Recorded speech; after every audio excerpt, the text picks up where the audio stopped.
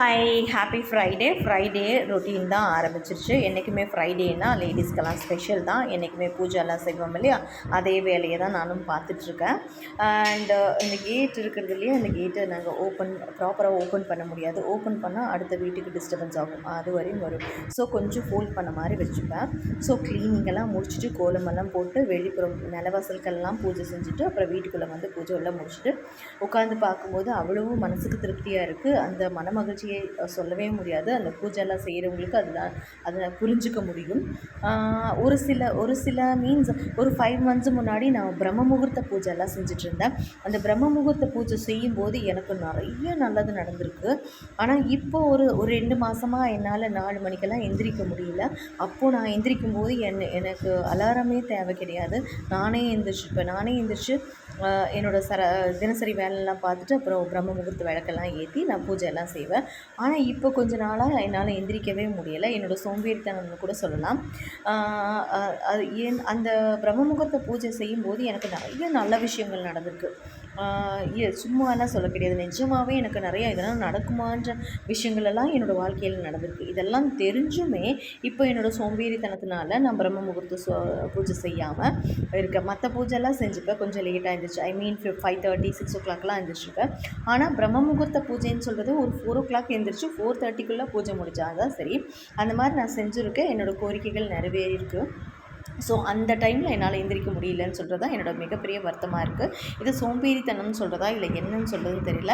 இனிமேலாவது ட்ரை பண்ணி எந்திரிக்கணும்னு நினைக்கிறேன். ஒவ்வொரு நாளும் தூங்கும்போது இல்லை கண்டிப்பாக இந்த வீக்கில் கண்டிப்பாக பிரம்ம முகூர்த்த பூஜை செய்யணும், கோரிக்கை வைக்கணும், இந்த கோரிக்கை நமக்கு வைக்கணும்னு சொல்லி ஒரு மாதிரி திங்க் பண்ணிகிட்டே படுப்பேன். ஆனால் அந்த நெக்ஸ்ட் டே கொஞ்சம் டயர்டாக ஃபீல் பண்ணுவேன். அதை அப்படியே மறந்துட்டு விட்டுடுவேன். அப்போ 5:30 6 o'clock ஆகிடும் எந்திரிக்கிறதுக்கு.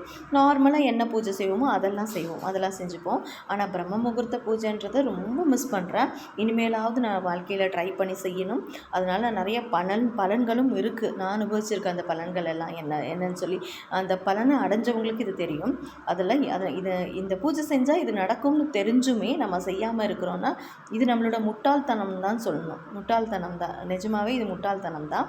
இனிமேல் நான் கண்டிப்பாக பிரம்ம முகூர்த்த பூஜை செய்யணும்னு செய்வேன். அந்த மாதிரி ஒரு குறிக்கோளை எடுத்துக்கலான்ற மாதிரி இருக்குது. ஏன்னா வாழ்க்கையில் நமக்கு பல தேவைகள் உள்ளது. அந்த பல தேவைகளை பூர்த்தி செய்வதற்கு, அதாவது நல்ல தேவைகள், கெட்ட இதெல்லாம் கிடையாது, நல்ல தேவைகளை பூர்த்தி செய்வதற்கு அந்த பிரம்ம முகூர்த்த வேலையில் எந்திரிச்சு நம்ம கடவுளை கூப்பிட்டா நம்ம யூனிவர்ஸ்க்கு அந்த டைமில் டைரக்ட் கான்டாக்டில் இருப்போமா, ஓகேங்களா? அந்த ஈர்ப்பு சக்தி அது அதிகமாக இருக்கும்.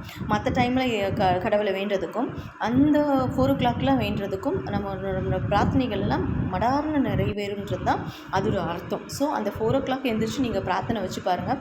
அந்த யூனிவர்ஸ் கிட்ட நீங்கள் பேசி பாருங்கள், உங்களுக்கு நினச்சதெல்லாம் கிடைக்கும். நிஜமாகவே இது ஒரு கதையோ அதுவோ இல்லை, இது நிஜமாகவே நடந்திருக்கு. அப்படி நினைக்கும் போது பாசிட்டிவ் திங்ஸாக நினச்சிட்டு பாசிட்டிவாகவே நீங்கள் திங்க் பண்ணுங்கள்.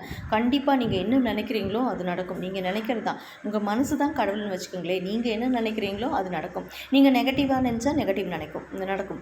நீங்கள் பாசிட்டிவாக திங்க் பண்ணால் கண்டிப்பாக பாசிட்டிவாக நடக்கும். உங்கள் மனசு தான் கடவுள். ஸோ நான் இது ஸ்டாப் ஆகிடுச்சு. நான் ஸ்டார்ட் பண்ணணும்னு நினைக்கிறேன். பண்ணுவேன்ற நம்பிக்கை எனக்கு இருக்குது. ஸோ அதுவும் இல்லாமல் வாழ்க்கையில் பல கஷ்டங்கள் வரும்போது ஒரு பழமொழியே நமக்கு இருக்குது இல்லையா, திக்கற்றவனுக்கு தெய்வம் தான் துணைன்னு சொல்லி. ஆமாம், யாருமே இல்லாத நேரத்தில் நமக்கு துணையாக இருக்கிறது யாருன்னா அந்த கடவுள் தான். ஓகே, அந்த யூனிவர்ஸ் தான், அந்த கடவுள் தான். அந்த காலத்தில் அந்த காலம் மனிதர்கள்லாம் யாரை வணங்கியிருக்காங்கன்னா இந்த இயற்கையை தான் வணங்கியிருக்காங்க. இயற்கை அது போக போக தான் நம்ம அதுக்கு ஒரு உருவம் கொடுத்து ஒரு பெயர் கொடுத்து நம்ம வேண்டிகிட்ருக்கோம். அதுவுமே கடவுள் தான், அந்த இயற்கையுமே கடவுள் தான். ஸோ திக்கற்றவனுக்கு தெய்வம் துணைன்னு சொல்கிற மாதிரி நமக்கு துணையாக இருக்கிறது யார்? அந்த கடவுள் தானே. ஸோ கண்டிப்பாக நம்ம கடவுளை வேண்டிக்கணும். நம்ம என்ன வேண்டுமோ அதை நிறைவேற்றி தருவார். மனசார வேண்டும் போது எல்லாமே நடக்கும். ஸோ நாளையிலேருந்து கண்டிப்பாக நான் பிரம்ம முகூர்த்த பூஜை செய்யணும். ஒரு நல்ல நாளாக பார்த்து ஸ்டார்ட் பண்ணுறேன்னு முடிவு எடுத்தாச்சு. இப்போ நிலவாசலுக்கெல்லாம் பூஜைலாம் முடிச்சு வச்சுப்பாங்க. அதுவும் இல்லாமல் வீடெல்லாம் சேஞ்ச் பண்ணியாச்சா. வீடெல்லாம் சேஞ்ச் பண்ணணுன்னா அது செட் ஆகலையா என்னன்னு தெரில. ஒரு சில படங்களும் சாமி படங்களும் எங்களுக்கு வாங்க வேண்டியது இருக்குது. பூஜை நம்ம பார்த்தாலே நீங்கள் தெரிஞ்சுக்கலாம். ப்ரீவியஸ் வீடியோவுக்கும் இந்த வீடியோ பூஜைக்கும் உங்களுக்கு பல டிஃப்ரெண்ட் தெரிஞ்சுக்கலாம். ஒரு சில படங்களை நாங்கள் அங்கேயே விட்டுட்டு வந்துட்டோம்.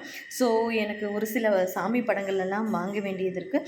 எனக்கு அதுவும் இல்லாமல் சாமி படங்கள்லாம் வாங்கணுன்னா ரொம்ப இஷ்டம். சாமி படங்களை தாண்டி நம்ம இந்த மண்ணால் செஞ்ச பொருட்கள் இருக்குது இல்லையா, அந்த மண்ணால் செஞ்ச பொருட்கள் மேலே ரொம்பவே ரொம்பவே ஆசையாக இருக்கும்னு சொல்லி வச்சுக்கலாம். எங்கே பார்த்தாலும் அதை வாங்குறனோ இல்லையோ, அது என்னோடய கண்ணெல்லாம் அதுலேயே அந்த மண்ணாலான திங்ஸ் மேலேயே எனக்கு ரொம்பவே ஈர்ப்பு அதிகமாக இருக்கும். ஸோ எங்கள் கலாச்சாரப்படி, அதாவது எங்களோட கல்ச்சர் படி நாங்கள் விளக்கேற்றுவோம். வேறு விளக்கு இருக்கும், ஆனால் போகிற வீட்டுக்கெல்லாம் நாங்கள் அதை கொண்டு போக மாட்டோம். ஆனால் அதை தாண்டி பெரியோர்கள்லாம் என்ன சொல்லியிருக்காங்கன்னா, அந்த காலத்தில் மண் விளக்கில் தான் விளக்கேற்றிருக்காங்களாம். மண் விளக்கில் விளக்கேற்றும் போது அவ்வளோ வீட்டுக்கு நல்லதுன்னு சொல்லியிருக்காங்க. ஸோ நானுமே நம்ம வாடகை வீட்டுக்கு அடிக்கடி மாற்றிட்டுருப்போம் இல்லையா, ஸோ மண் விளக்கு பெஸ்ட்டுன்னு எனக்கு தோணுச்சு. பெஸ்ட்டுன்னு சொல்கிறத விட அது நல்லதுன்னு சொல்லியிருந்தாங்க. அது நல்லதுன்னு சொன்னதுனால மண் விளக்குலேயே நான் அழகாக விளக்கேற்றிக்கிட்டேன். விளக்கேற்றி என்னோடய பூஜையை, வெள்ளிக்கிழமை பூஜையை அழகாக முடிச்சுக்கிட்டேன். வாழ்க வளமுடன்.